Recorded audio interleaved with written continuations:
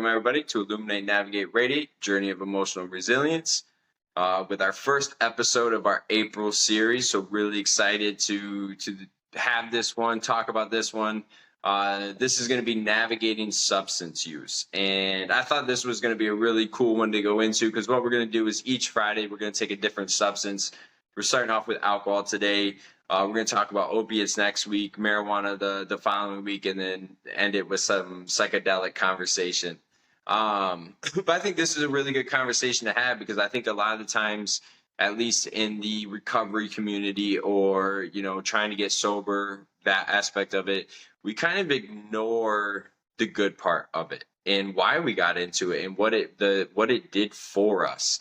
And so I think it's important to have that real conversation about what attracted us to this stuff, what positives did it bring for us or the benefits that it had. But then also, if you have a problem with it, what that ends up becoming and what that looks like. And I think this conversation is really cool and special to me because one of the biggest things I did in rehab was they had me write a letter. And so I wrote 2 letters, and it was a thank you and goodbye letter. One was to weed and alcohol. The other one was to heroin. And the concept that the counselor had me do, the reason why they had me do that was because I needed to acknowledge why I did those things. I needed to acknowledge, what drew me to those and then what kept me going until it became a problem and until it was something I relied on. So I'm really looking forward to this conversation. I think this will be a fun and real conversation to have. In no way am I glorifying drug use and saying go out and do it, but we are going to share some experiences, kind of what that felt like, what that looked like for us. Because I know we're just at different, Michael's joining us again. I know we're at different places with some of this stuff. And so I think it's just an important, good conversation to have. So Michael, bringing you in now. How you doing today, man?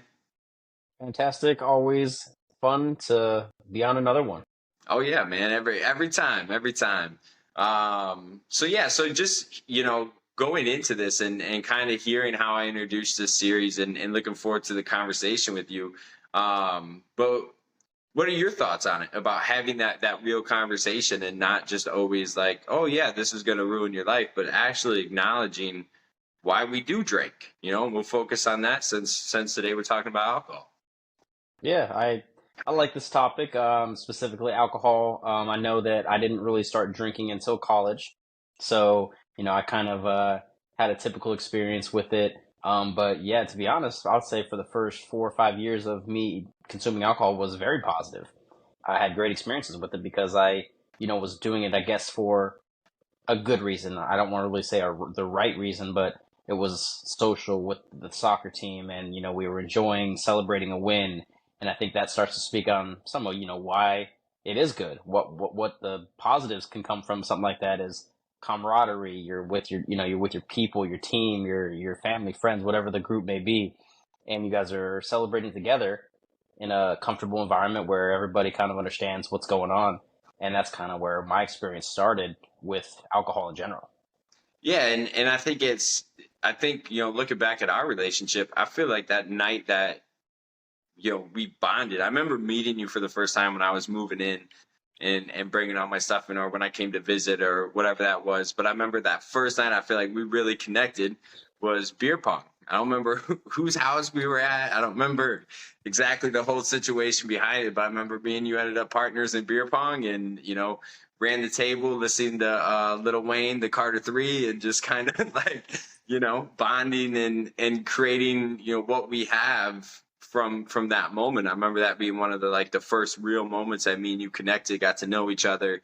And it was a really fun time. I mean, I really started drinking more and more probably as a sophomore, junior in high school. And it started to become I was doing it a lot more. But it was that social aspect. I was always really self-conscious. I always wasn't really sure where I fit in because I could communicate with anybody in the school and I had some closer friends in that group or this group or, whatever it was. But I felt like it was just when I started drinking and when I was in a social setting, I was just way more comfortable. And I think that's what really drew me into it and like made it a little bit more fun for me because I knew like out of all the times I'm self-conscious, I'm not self-conscious when I start drinking. Like I can just like relax. I can, just start having fun and not and I wasn't worrying too much about like, oh, what's everybody thinking of me right now? What does that person think about me? Why are they looking at me? And start going to all those little things. So I think for me it was really that social aspect that was like, oh yeah, I like this. Yeah, I think for me, it was really just fun. It was a good time, especially the night that we really connected that first time. I know that my first real experience drinking was, I think, in the spring. You may not have been there yet. It might have been my freshman year in the spring because we had a whole. I don't remember, but we had a whole bunch of alumni come in the spring, and of course, one of the alum had a cooler ready to go at the end of the game, a whole bunch of beer ready to go. I just sat in the corner, started sipping on my beer. I had like two, maybe, or three. Before you knew it, I was gone. Didn't know where I was, didn't know what I was doing. While it was the first experience, it was cool because I wasn't reckless. I wasn't just all by myself. I wasn't doing this, on the street, wandering around in public. It was in an environment where I knew people that were cool with me. They had my back if something were to happen. And I'll never forget some of the guys were just like, yo, you were lost over there for a while, but we were looking at you, man. You didn't do anything crazy. I was like, cool. But that aspect of it was fun because it wasn't a dangerous situation we were in. So that was a really, I guess, positive experience for me with drinking because I didn't have a crazy blackout moment or anything that sometimes what we'll talk about the negative sides comes with it. It was just all happy, fun. We were bonding. We met people that had went to the school years ago and graduated, people that played with the coach that we had at the time. So yeah, I just truly enjoyed kind of what it brought me to because in a similar way, it was a social thing. And while I maybe didn't start drinking until that freshman year of college, and I didn't really go hard, the times I did were fun and exciting because it was with the people that I wanted to be around. Yeah, I think, and I think probably like my best memories of drinking before it, like I knew I was drinking just to like escape myself was that freshman year, right? We won a championship and that was a really fun night. Like I just remember like us stopping at the liquor store on the way home and then walking up on campus and everybody was there ready to celebrate with us and just those moments like that, like it was a big part of our team that year. Like we drank a lot, maybe more than we should have at times, but it was still like I don't remember any, or at least too many, like really reckless like things. Like when we were drinking, we were having fun. And probably eventually, as we kept going in the night, some of us ended up getting blackout and all that type of stuff. But it was a really fun time, and I think that's a big part of culture, right? Is alcohol and bonding and like having a drink while you're out with people. And I remember another really special moment when it came to drinking was my when I turned 21 and I had a drink with my dad for the first time. I think we were at a casino somewhere or something like that, and that was like my first time, having that moment with my dad of each of us just having a drink, and um, it was just a cool moment to have. It was like the coming of age thing in our society, right? Of like you have a beer or a drink with your parents, and it's just part of growing up. But it was fun. I enjoyed it, and it wasn't until like I really started drinking by myself, and like I think you had just mentioned that it was real bad for me. Yeah, with anything, but especially alcohol, since it's what we're talking about. That's a scary one to consume alone because while it's great in a social setting, when you're by yourself, there's no one to enjoy it with. So you kind of get into a depressed sort of state. Not necessarily depression, but you just kind of sink a little bit because you're drinking. But instead of having the fun and the excitement around other people, you're kind of just like, okay, I'm drinking by myself. This is cool. And that's a point for me, fortunately, that at least while I was in college at AB, and it wasn't really ever something that I wanted to do. And I think I was grateful for that. I enjoyed the social aspect of drinking, but I also understood kind of how it affects the body to a degree where, in terms of hydration, really, because I was big into being healthy for the most part. And, 4, 5, 6, whatever the case is, yeah, whether it's beer or liquor, you're just making the body a little bit more dehydrated than it needs to be. And so you fall asleep, you wake up, and you don't feel great. We all know that feeling if you've drunk before. The hangover feeling is never fun. But when it comes to my personal experience, I didn't really start drinking alone until I graduated from college, and then I was kind of just living with my parents. And I think that's where I started to shift to a negative for me because I wasn't really doing it for the same reasons. I was just like, ooh, I'm by myself. I'm kind of sneaking it in. I'm gonna be drunk and then go hang out with people. They don't didn't, but like in a sober setting, like no one else is drinking. I just already got drunk pre-gamed to go hang out with them, and then that opened up a whole nother thing of it was fun, but I started to see the deterioration because it wasn't quite the same, and that's kind of what led my path a little astray towards kind of the negative side of alcohol.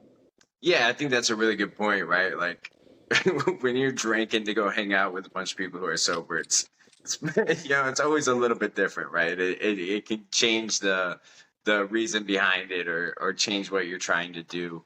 I think for me though, I mean, even though I had fun with it and it wasn't always like a dark thing, it always became dark. And when I say that, I mean like blackout, because I don't think I ever just like had a couple of beers. Like I always overdid it with drinking.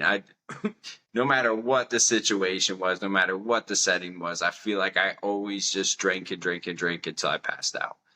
Or I always mixed it with something else, another drug or something like that. And so eventually I would pass out. But I don't ever remember like, oh, that was a one good beer, and I think I'm good right now. Like that's just not how my mind worked when it came to alcohol. So I don't think I ever really had a healthy relationship with alcohol.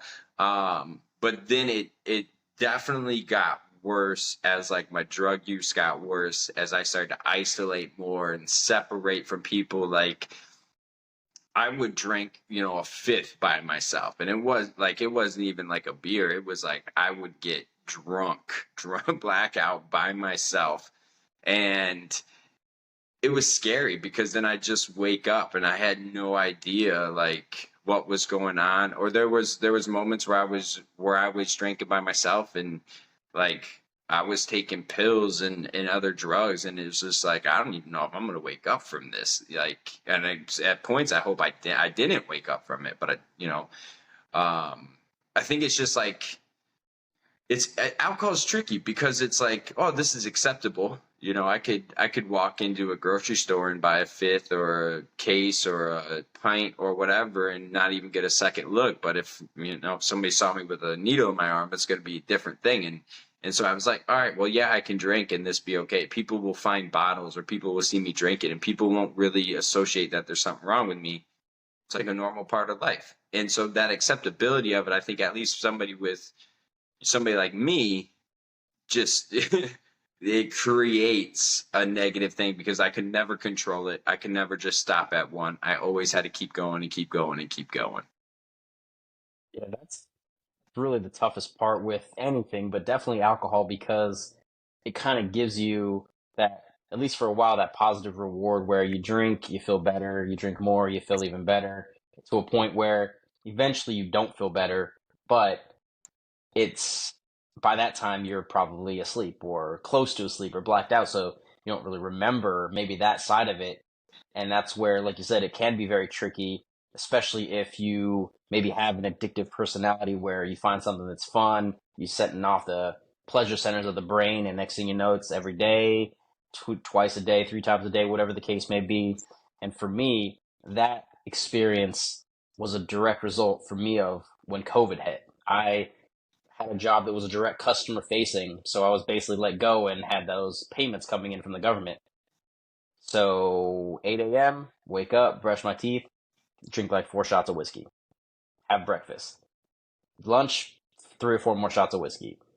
Dinner, 5, 6, 7, 8 shots of whiskey. And I probably did that very religiously for 3 or 4 months and probably consumed more alcohol in a 5 or 6 month period than I probably had combined up to my life at that point. And that's where my, I guess, turn to the negative side of it hit, because I was not that I was in a bad state. I was, with my fiance, we were just starting at that point, but we were living together. Everything was cool. She was still working because she was in healthcare. So I was at home most days by myself, kind of just chilling. So I would just wake up and have shots and play video games and take bong rips and then have more shots and then keep doing the same thing and repeat. And then really it got to a point where I wasn't feeling myself, and I took a step and I just felt a weird sensation that actually brought me to my knees. I couldn't move. I was kind of paralyzed, and I was like, "Dang, is this like a heart attack? Like, what's happening?" And that's kind of when I realized that I was doing more than I should be, even though I didn't really feel like I was because I had nothing else to do, just drinking, having a good time. But that's where I almost had a real life experience of, okay, this is seriously affecting my health now. Why am I doing this? And then, in a positive note from it, I kind of just gave it up for probably 5, 6 months. I just kind of had that shock moment, like, no, anything related to my heart, chest, that's not a good sign. Stop it. And so I kind of just gave it up. And sometimes it takes that type of an event to trigger that type of response. And while I was grateful for it, I can't say that I didn't enjoy being drunk, the whole time either. You know what I mean? And I think that's the part of it that we get stuck with. That's the sticky part of the whole situation is I did wake up and everything was okay. So I'm just going to do it again and keep doing it until I either don't want to or something bad happens. I guess fortunately for me, something kind of bad happened to where it pushed me to stop. And that's kind of where I guess I transitioned back to more of a positive light around alcohol, not drinking it myself, but if I was going to, it was only going to be out with a friend or out to eat with, my fiance. That was really going to be the only time I would consume alcohol, get back to more how it was when I started. And that's kind of where I'm at now in terms of drinking. I think the last time I've had a drink was 3 weeks ago. So, it's very socially for me now. But I kind of like what you said, the whole social acceptance of it. Like you could go anywhere and walk out. Well, you could walk out with 50, 60, 70, $80 worth of liquor. People might just think you're having a party. They're not going to assume anything's wrong. They're not going to think, oh man, this guy needs help. Clearly he's buying all this for himself. He might be, funding a whole party. We don't know this. But like you said, if you show up with, and you're like, people are going to be like, yo, what are you doing? Because, the social acceptance is not there. And while one may be more dangerous than the other, it still doesn't make it any different when you're just trying to live your life. So that's where that kind of can be dangerous. And I can see where that fallacy for you in a way kind of made you fall into that because, oh, people don't really notice that I'm doing a lot of this. Cool. Let me go get bottles and I'll be good, Yeah, and I think it's that relationship with it, right? Like my relationship with it was like always I gotta drown something out, I gotta hide something, I gotta kill some feeling inside me. And if I would have had, and I'm sure I had different moments where it was like, oh man, I should probably stop drinking as I'm pouring myself another shot, and I know I had different moments like that, and I could never give it up. I couldn't live a productive life while drinking. And I think that's where like, I don't think alcohol is a bad thing. I think it can be a bad thing for people, depending on why you're doing it or what it looks like for you. But there are times I wish I could just like come home after a long day, maybe have a beer or something like that, and just like have that relaxation feeling, right? Because it feels good. But I also know with me, one's going to lead to five's going to lead to 10's then going to send me off on, probably a chase for some other type of drugs. And so I don't even take that risk. And it's awkward sometimes because I'm, in my 30s And the two main social things that people do are go out for coffee or, hey, you want to go grab a drink? Especially, in the soccer coaching communities, drinking is a big part of soccer in that culture. And so it was just always like, yeah, well, I don't drink coffee either. So it was like, and I don't drink. So I'll go, I'll hang out. I don't got a problem with it. Um, but it's just like, I have to realize that for me, alcohol is like that negative. And for me, I can't control it. And if you can have a couple drinks and be productive and be, happy and not have to like I think it can be a good social thing. I just like for me I just can't do it. And I don't look down on anybody who does it. If you can have that happy and productive life and have a drink, glass of wine, my wife has a glass of wine every once in a while. If you can have a beer or and stop yourself, um, like that's a good thing. I just and I'm sure there's a lot of people that can relate to that too, where it just I can't find that stopping point and it just goes off the deep end with me. And then I make bad decisions. Then I lose everything I love and care about. It just snowballs. So I've been able to like just understand where I'm at with it. But I also don't like, I've known people who've gotten off hard drugs and like still drink a little bit. And some people maybe say that they're not clean or that they're not sober, but they're living good lives. Like they're productive members of society. They're happy with where they're at. They don't go off, on binge drinking all the time, but they'll have a beer, while they're playing some video games or while they're while they're relaxing or while they're out with some other people. And like I don't think there's anything wrong with that. I think if you get to a point where maybe you feel like you have to drink and like, or you're drinking way more than you should, then maybe you just have that kind of look at yourself and that's where you kind of decide where that next move is, which I think is really important with what you just shared. Is like you saw a moment in your life, is like, okay, I don't know if it's exactly this, but I know this isn't helping this problem or how I feel right now, so I'm going to be able to take a step back. I couldn't do that until I was forced into a rehab center, cut off from everything around me, and basically just had it ripped away from me, to shine that light on, like, hey, yeah, you got a drinking problem. Yeah, it's crazy how it can be so different for, maybe as similar as we are for two people that are fairly similar in maybe things that we like, our interests, and kind of how we handle ourselves. It's completely different. I know the key word that you spoke on there that I think of when it comes to every substance, but specifically alcohol, is control. You know, I think I learned from a young age, maybe grateful that my parents, as far as I knew, I mean, they seemed pretty straight by the book. I highly doubt they really partook in many drugs or alcohol of any kind. I think I saw my mom and dad sip on a wine cooler one New Year's just to show you that that's not really alcohol that they were drinking. So I never really was around it growing up, but then it was kind of expressed to me in a way where you can control it or it can control you. And whichever way it is going to completely separate how you can handle it. For me, thankfully, I guess I could say I had that control.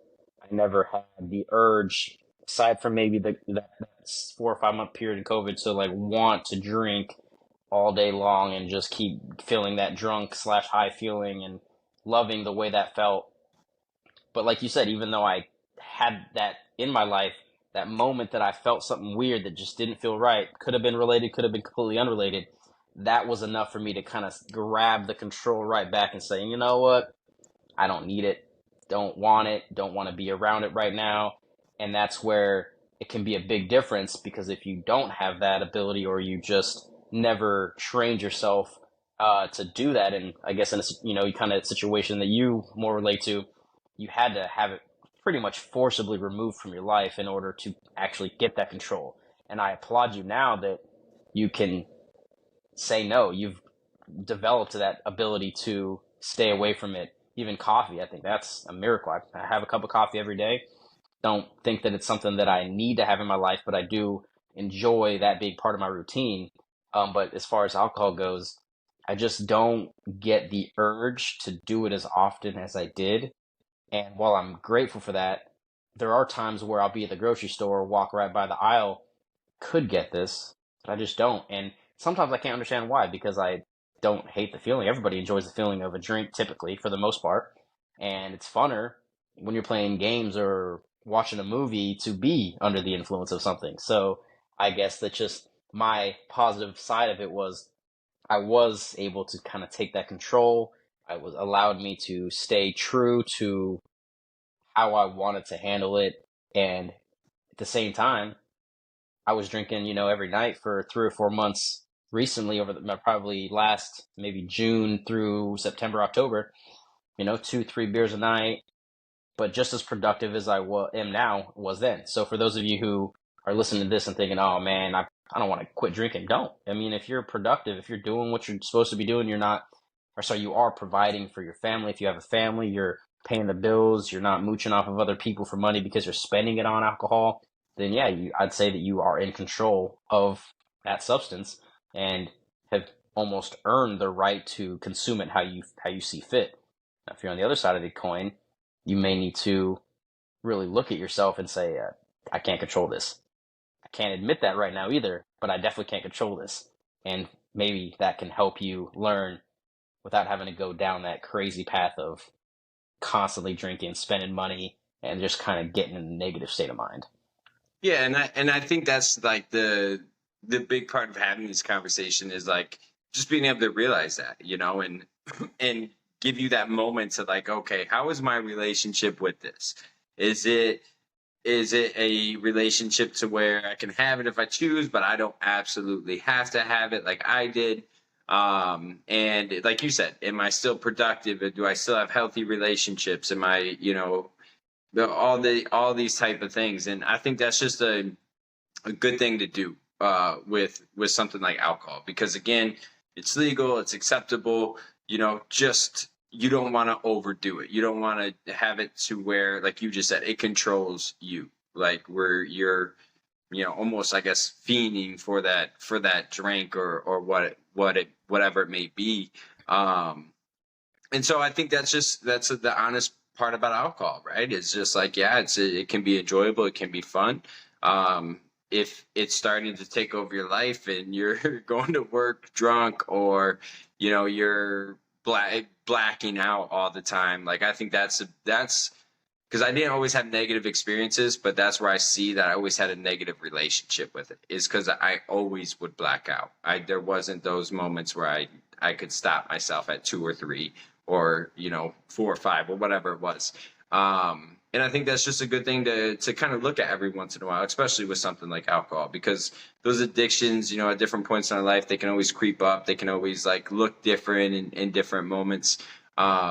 So it's just I think it's a good thing to kind of look at, but it's not something that should be like, oh, it's so terrible, it's the worst thing in the world, because then I think you turn people off from having an honest conversation about it, because it is something that is part of every culture, almost, and just part of lifestyles. And I think if you can have that healthy relationship with something like that, I don't think it's that big of a deal. Yeah, I agree. 100% agree. If you can do what you're supposed to do in life and it doesn't require you to be drunk to do it, then yeah, I think that you have a healthy relationship with it. You understand what it can do for you in a good way, and by not doing it too much, you're preventing it from doing in a bad way. And that's why I like having a conversation like this, because almost a topic that we talked about, there is a little bit of a negative stigma sometimes when it comes to really conversing about alcohol or being open about how we consume it, if it's, with friends or whatever, or by yourself. But I think ultimately, if you can look at yourself in the mirror and say, hey, look, I'm cool with having a couple drinks. I don't have days or nights where I get lost in it. I'm blacking out. I'm drinking and then becoming physically violent with anybody or even myself. Yeah, you have a healthy relationship with it at that point. And in my experience, that's not going to result in a negative or catastrophic experience that would cause harm or detriment to anybody. And that's really where I think crossing that line is, if you start to affect people in a negative way, or the relationships you have without alcohol change when you are having alcohol. I think that's, while hard to realize in the moment, the most important thing to pay attention to, because that's when, just like a flip of a switch, it can go from such a good thing to such a bad thing. And some people, myself included for a while, didn't really realize that, didn't really care. Maybe you're what people will try to term a functioning alcoholic, meaning you wake up and drink and you can get your day done. Cool. That, I think that's crossing the line, because it's not something that is recommended just in general health, but also for operating anything at all. If you're, taking 4 or 5 shots in the morning and driving to work, while you've done it before and you're okay, you're not really. And all it takes is the one moment of like, whoa, boom, stop sign, done. You know what I mean? And that's all it takes. And that's where, be honest with yourself. It's not easy to do, but be true to who you are. Alcohol doesn't define you, or is not the definition of who you are. We choose to drink. We are not the drink. And I think that by thinking about it like that can help you realize, am I drinking too much, or am I drinking a good amount? Is alcohol detrimental for my life, or is it actually a positive part of how I live? That's really the separation. And that's why I like this conversation, because it's not easy to talk to yourself about anything, but especially when it comes to something like alcohol, where you may have just been so comfortable with it for years or even decades that, yeah, maybe I am good. Or maybe that's the moment right now. I need to reflect on that, shed the light, really illuminate what I've got going on in my life, and see if I need to navigate a different path. And if I do, great. Then when I get to that point, I can share my experiences with everybody and say, yeah, I was a functioning alcoholic for 20 years. Really sat back and looked at it. You know what? It's not what I should have been doing, and I'm fortunate nothing bad happened. And then you get a hold of it, or you really decide, okay, cool, I'm going to only drink after work or on the weekends or with friends, and I'm not going to drink to get completely drunk. I'm going to drink because it's an enjoyable experience. And that's where I'm fortunate for me, because for the most part, I've never really drank alcohol to get super drunk. And also, when I get to a certain point, my body will tell me I will throw up long before I black out. And I think you're probably thinking of a experience that we both had at AB. And I'll just say that I was 6 double shots in trying to play ping pong, and I kept whiffing the ball. Couldn't see it. And every time I bent down, I felt weird. Next thing you know, I kind of wake up and Brandon finds me in the bathroom.